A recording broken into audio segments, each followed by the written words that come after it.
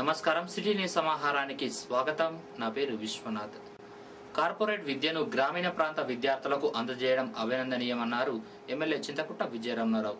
సుల్తానాబాద్ లో all four స్కూల్ను MLA ప్రారంభించారు. దూర ప్రాంతాలకు చదువుకోవడానికి వెళ్లే విద్యార్థులు అవస్థలు పడకుండా చూశారన్నారు. విద్యార్థులు బాగా చదివి మన ప్రాంతానికి వన్నె తేవాలన్నారు ఎమ్మెల్యే. ఈ కార్యక్రమంలో ఆల్ ఫోర్స్ విద్యా సంస్థల అధినేత నరేందర్ రెడ్డితో పాటు పలువురు నేతలు, అధికారులు ఉన్నారు.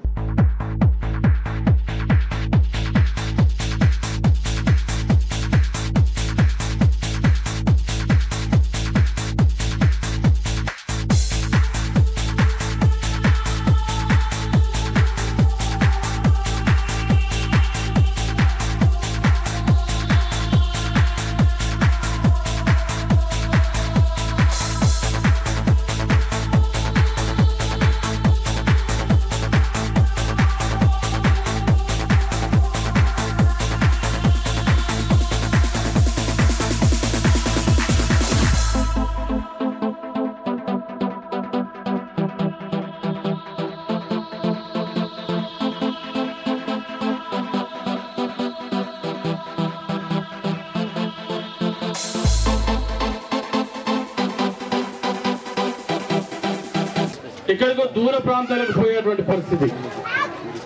మరి అటువంటి దాన్ని ఈరోజు నరేందర్ రెడ్డి గారి ఆల్ ఫోర్స్ అనేది మనందరికీ తెలిసినటువంటి విషయం.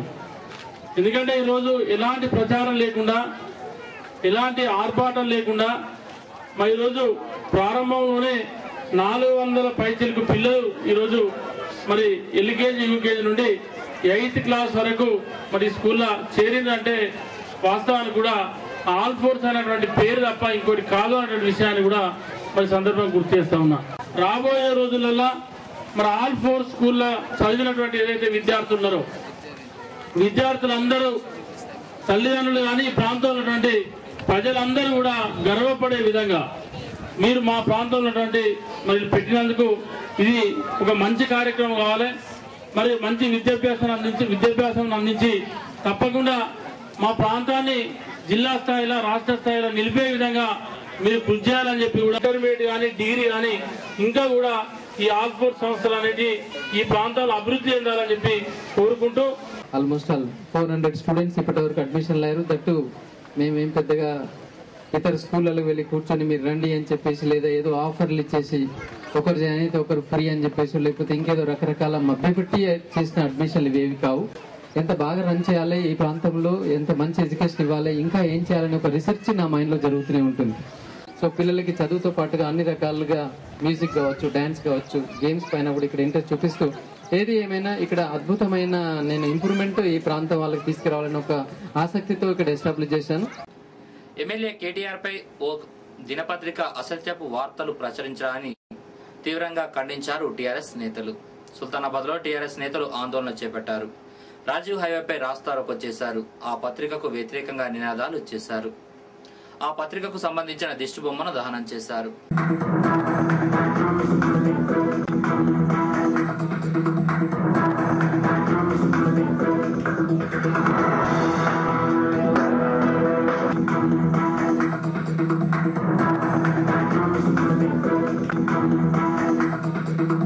దురుద్దేశంతో ఒక కుట్రపూరితంగా చంద్రబాబు ఛానల్ అయినటువంటి ఆ ఛానల్ ఈరోజు కేటీఆర్ గారిని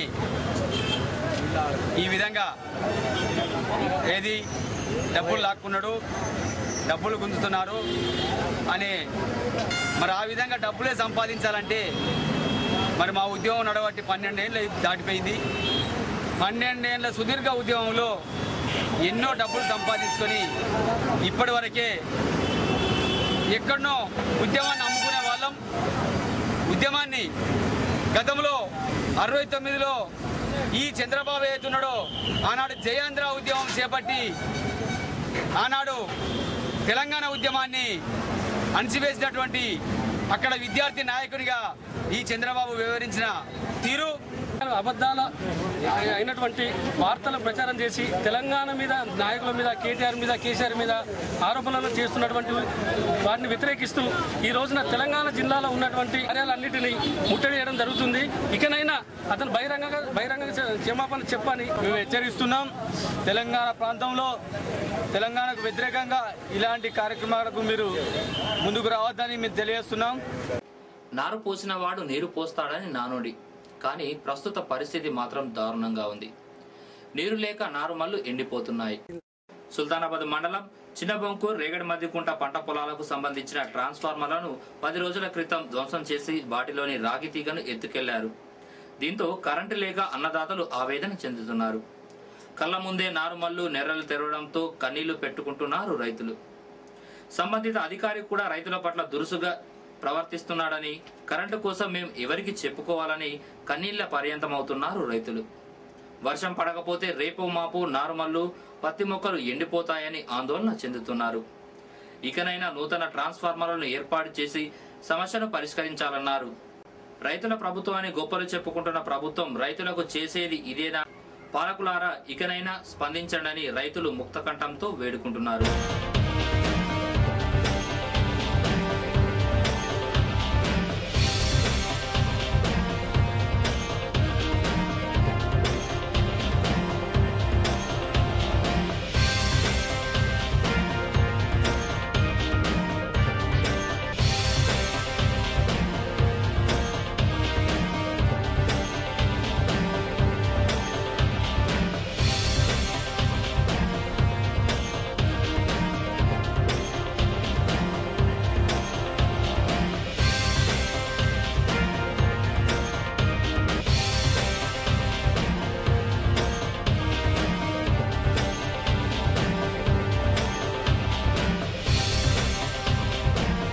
నార్లు ఎండిపోతాయి అని మేము సార్ దగ్గర పోతే సార్ అంటాడు అంటే నువ్వు ఎవరి కోసం పోసుకున్న నారు బయటకు నడిచి మాట్లాడని ఏ గారు అంటాడు.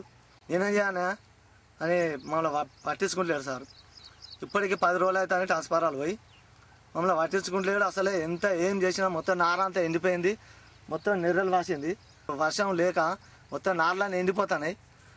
మా పరిస్థితి ఇట్లా సార్. మమ్మల్ని పట్టించుకున్నాడు కరెంట్ డిపార్ట్మెంట్ మమ్మల్ని ఎవ్వరు పట్టించుకోలేదు సార్.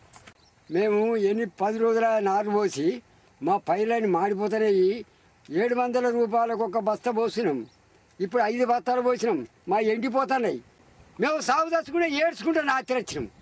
మమ్మల్ని ఏం చేయమంటారు చెప్పుర్రి. కాదంటే మీ దానికి కాదని మా బతుకు మేము బతాం. పంటలు ఇట్లా వస్తున్నాయి, మరి ఇది ఎండిపోతుంది. వర్షాలు అయితే పడతలేవు, నార్మల్ ఎండిపోతున్నాయి. ఇది అయితే ఇంతవరకు పట్టించుకున్నట్టు లెవెల్ లేరు. ఈ నార్మల్ అయితే ఎండిపోయినాయి. నార్మల్ చూసిర్రు మొత్తం ఎండిపోయినాయి, ఎర్రలు తెరిచినాయి. ఇప్పటికైనా బాధ్యులు పట్టించుకోకపోతే దయచేసి రైతులు మాత్రం మందు తాగి చచ్చిపోతారు. దీనిపై ఏఈ మహేందర్ మాట్లాడుతూ పక్కనే మరో ట్రాన్స్ఫార్మర్ ఉంది, దాని నుండి విద్యుత్ సరఫరా చేస్తానని సెలవిచ్చారు. బీసీ సంక్షేమ సంఘం రాష్ట్ర అధ్యక్షుడు ఆర్ కృష్ణయ్య యువసేన సుల్తానాబాద్ మండల అధ్యక్షుడిగా గర్రెపల్లికి చెందిన పడాల మధుగౌడ్ను నియమించినట్లు జిల్లా కన్వీనర్ తుమ్మ తిరుపతి తెలిపారు.